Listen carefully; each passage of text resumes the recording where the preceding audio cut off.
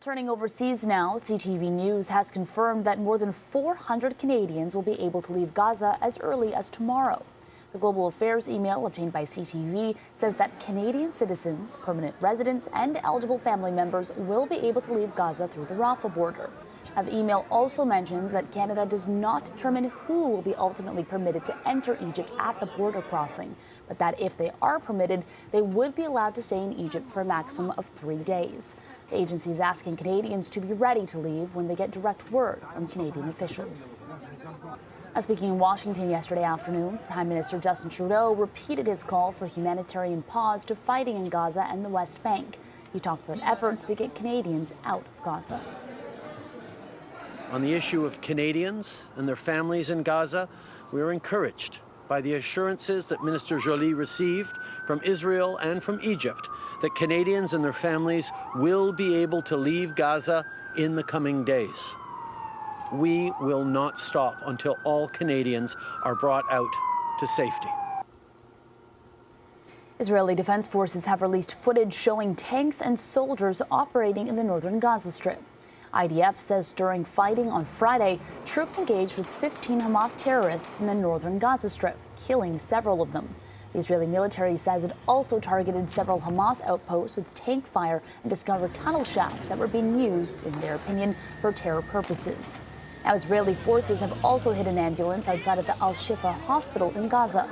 The IDF says a number of Hamas militants were killed who were using the ambulance to transport weapons. According to Gazan health authorities, at least 15 civilians were killed and 50 wounded in the attack. They also say the ambulance was evacuating wounded people from the north to the south of besieged territory. A senior Israeli official says Hamas had a control center under the hospital. We know that there have been documented cases in the past of Hamas using ambulances. We know that Hamas has built infrastructure, military infrastructure, their command posts underneath hospitals. We saw what Hamas was capable of doing when they invaded Israel and massacred our people. They raped, they burnt people alive, they shot young people in a ravine who were attending an open-air concert. They shot children in front of their parents and parents in front of their children. These people are capable of that sort of brutality. Should you really be surprised that they'd be capable of using an ambulance as a machine of war? Former Israeli ambassador to the U.S., Michael Oren, blamed Hamas for civilian casualties in Gaza. We're dealing with an enemy here who is using its own population as human shields. That's what Hamas does. It's preventing Palestinian civilians from fleeing to the relative safety of the south.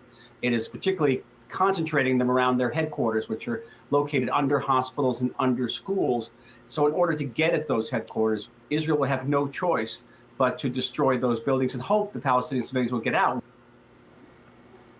The Director General of the World Health Organization posted on social media saying utterly shocked by reports of attacks on ambulances evacuating patients close to Al-Shifa hospital in Gaza, leading to deaths, injuries, and damage. We reiterate, patients, health workers, facilities, and ambulances must be protected at all times. Always. Ceasefire now. There's still a massive need for more humanitarian aid in Gaza, with many essential supplies dwindling. People have begun using livestock to pull carts as their main form of transportation after fuel and gas ran out in Gaza. There are also several shortages of food and safe drinking water. The United Nations Agency for Palestinian Refugees says the average Palestinian in Gaza is now surviving on 2 pieces of bread a day, and only 1 of 3 water supply lines from Israel is operational. We have thousands of people sheltering in schools.